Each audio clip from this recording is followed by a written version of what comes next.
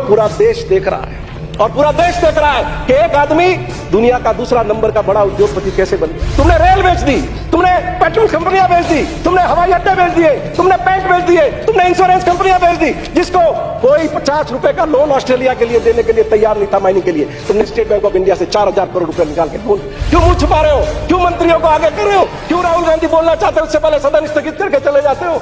तुम्हारे मन में चोर दिखता है। अडानी के हवाई जहाज में बैठकर पूरी दुनिया की परिक्रमा करने से देश सोने की चिड़िया नहीं बनेगा। किस रूप में कौन से अच्छे दिन लाने की बातें कर? अरे शर्मिंदा होना चाहिए आपको। पूरा देश जानता है कि नरेंद्र मोदी ने जाकर के दुनिया भर में जाकर के कहा कि पहले भारत के बारे में लोग ऐसा कहते थे। अरे कहां पैदा हो गए, कहां पैदा कर दिया? अरे तुमने तो फायदा किया था किसानों से कि 2022 तक तुम्हारी आय दुगनी होगी। बीच में बुलडोजर लेकर के खड़े हो गए, 3 नाकारा किस्म के कानून लेकर के खड़े हो गए, 700 किसानों को तुम्हारी गलत नीतियों की बलिवेदी पर चढ़ना पड़ा। मोदी तुझसे बैर नहीं, वसुंधरा तेरी खैर नहीं। अब की मोदी की खैर करेंगे, अब की मोदी की खैर करेंगे। ये याद रखना, ज्यादा सत्ता के घमंड में मत रहो। राजस्थान की जनता आपको सुधार देगी, मैं आपको चेतावनी दे रहा हूं। और वो निर्मला सीतारमण आई थी, क्या क्या करके गई, क्या क्या करके गई? पैसा रोक लेगी, पैसा रोक लेगी। लेकिन तुमने बहुत बेईमानी की।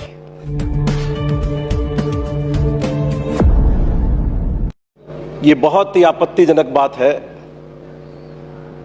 कि जिस नेता की दादी ने इस देश की खातिर अपनी छातियों पर इतनी गोलियां खाई, जिसके पिता ने इस एशिया की शांति के लिए अपने शरीर के परखच्चे उड़वा दिए, ऐसे नौजवान नेता जिसको 4 बार अलग अलग क्षेत्र की जनता ने भारत की संसद में भेजा है, उसे टुकड़े टुकड़े गैंग का सदस्य बनाना एक कुत्सित मनोवृत्ति का परिचायक है। मैं निवेदन करूंगा आपको, किसी ने आपको नहीं टोका। अभी भारतीय जनता पार्टी के वक्ता कह रहे थे मेक इन इंडिया। अरे तुम्हारा मेक इन इंडिया किस तरह का है वो देश देख रहा है। सरदार पटेल की प्रतिमा बनाने के नाम पर देश के गांव गांव से लोहा एकत्रित करते हो और जिस चाइना की आलोचना करते हो उसी चाइना के पास जाकर के वो प्रतिमा बना करके लाते हो। ये दोगला चरित्र तुम्हारा पूरा देश देख रहा है। और ये किसके बारे में कह रहे थे कि विदेश में जाकर के क्या कह रहे थे? पूरा देश जानता है कि नरेंद्र मोदी ने जाकर के दुनिया भर में जाकर के कहा कि पहले भारत के बारे में लोग ऐसा कहते थे। अरे कहां पैदा हो गए, कहां पैदा कर दिया? उनके बारे में बोल रहे थे। या वो नेता जिसको कैम्ब्रिज जैसी प्रतिष्ठित यूनिवर्सिटी ने एक सांसद के रूप में व्याख्यान देने के लिए आमंत्रित किया। माननीय सभापति महोदय, सोने की चिड़िया भारत, कौन देश में नहीं चाहता कि भारत सोने की चिड़िया बने? लेकिन अडानी के हवाई जहाज में बैठकर पूरी दुनिया की परिक्रमा करने से देश सोने की चिड़िया नहीं बनेगा। 10 साल हो गए नरेंद्र मोदी को सत्ता में आए हुए, आज भी देश के 80 करोड़ लोगों को 5 किलो गेहूं हमको देना पड़ रहा है। 5 किलो गेहूं, कौन सी सोने की चिड़िया की बात कर रहे हैं? सोने की चिड़िया देश तब बनेगा जब इस देश के हर घर के अंदर खुशहाली होगी, 2 वक्त भरपेट खाना होगा, बच्चों के लिए अच्छी शिक्षा होगी, अच्छा स्वास्थ्य होगा, तब यह देश माननीय सभापति महोदय सोने की चिड़िया बने। खाली नरेंद्र मोदी के विदेश भ्रमण करने से देश सोने की चिड़िया नहीं बनने वाला। और मैं निवेदन करूंगा, अभी आप कह रहे थे किसी की हिम्मत नहीं है अधिकारी की किसी के यहां जाकर के इनकम टैक्स की जांच कर ले। अरे भाई, अधिकारियों की हिम्मत नहीं है तो हम भी जानते हैं, वो तो इतने डरे हुए हैं, वहीं जाकर जांच करेंगे जहां नरेंद्र मोदी कहेंगे। और उस सब में विपक्षी पार्टियों के नेताओं की लिस्ट बहुत बड़ी है। पूरा देश देख रहा है लालू यादव जी किस समस्या से गुजरे हैं, किस कठिनाई से जूझ रहे हैं, पर तुम्हारा इशारा है बिहार में राजनीतिक अशांति करनी है, उपद्रव कराना है, तो उनके परिवार को किस तरीके से परास्त। ये फाइनेंस बिल है, आपके माननीय सारी बातें कही है, बीच में इंटरव्यू नहीं करे आप।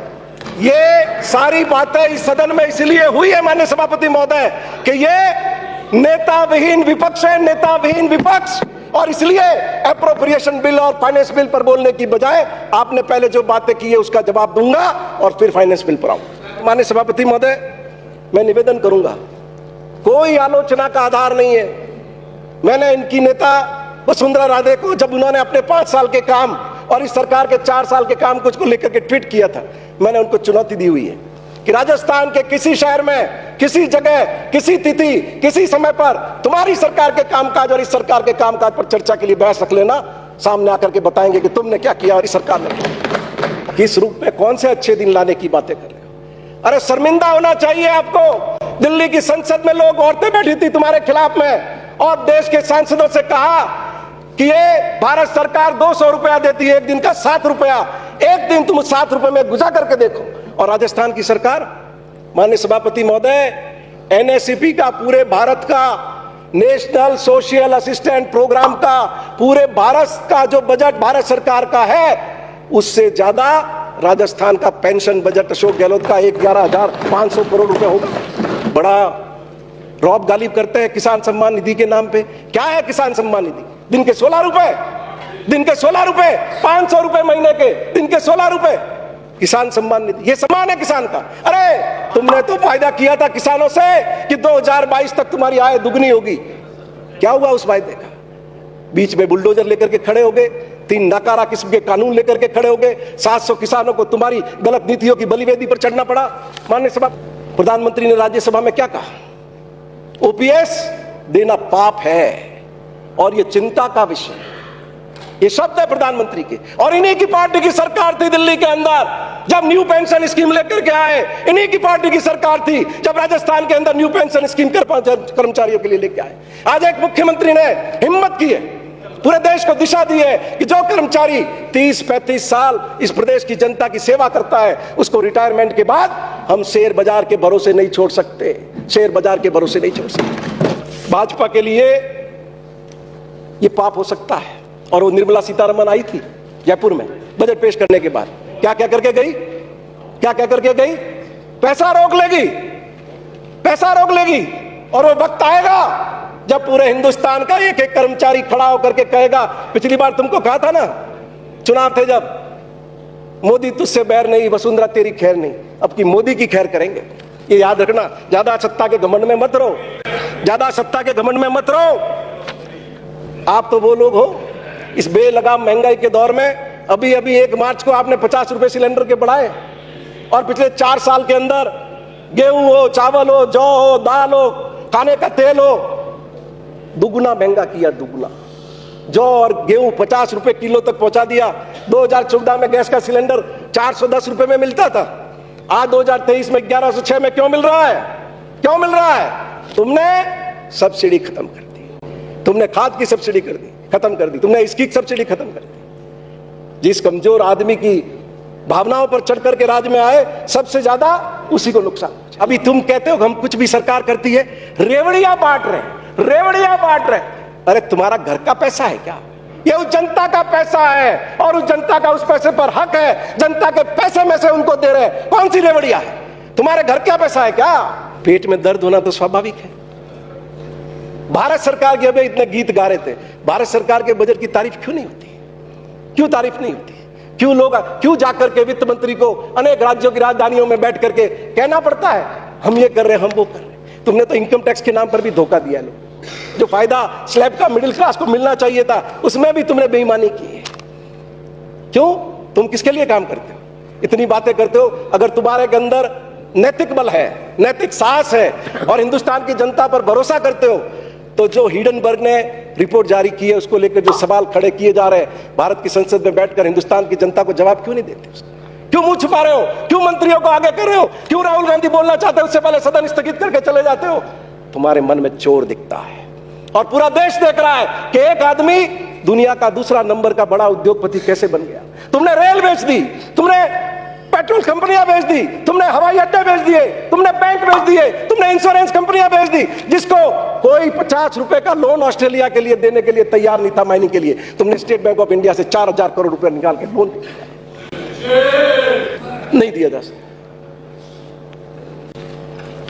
मैं आपको निवेदन करूंगा भारत सरकार के हिस्से को लेके, भारत सरकार में राजस्थान के हिस्से को लेके, मैं वो जो सामने लिखा हुआ है माननीय सभापति महोदय, मैं रोज पढ़ता हूं कि इस सदन में जो कहो सत्य कहो, गलत मत कहो, नहीं तो पाप के भागी बन जाओगे।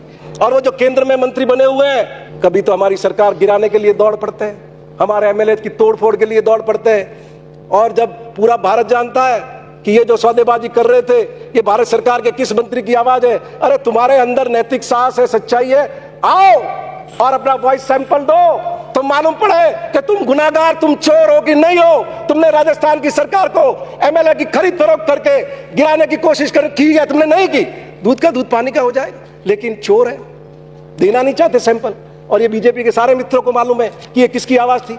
बार बार गिनाते हैं, हम इतना दे रहे हैं, हम राज्य को ये कर रहे हैं। अरे करोगे कैसे नहीं? ये देश संविधान से चलता है, बाबा राम भीमराव अंबेडकर के बनाए हुए संविधान से। और संविधान के आर्टिकल 270 में शेयर इन सेंट्रल टैक्स का प्रावधान किया हुआ है। हर हुकूमत को, राज्य को उसका हिस्सा देना पड़ेगा। माननीय सभापति महोदय, लेकिन तुमने बहुत बेईमानी की है। अभी तो शुरू किया है भाई। अरे इनके इतने पाप है, बोलने तो दो आप मेरे। आपने मुझे बोलने का मौका दिया, धन्यवाद।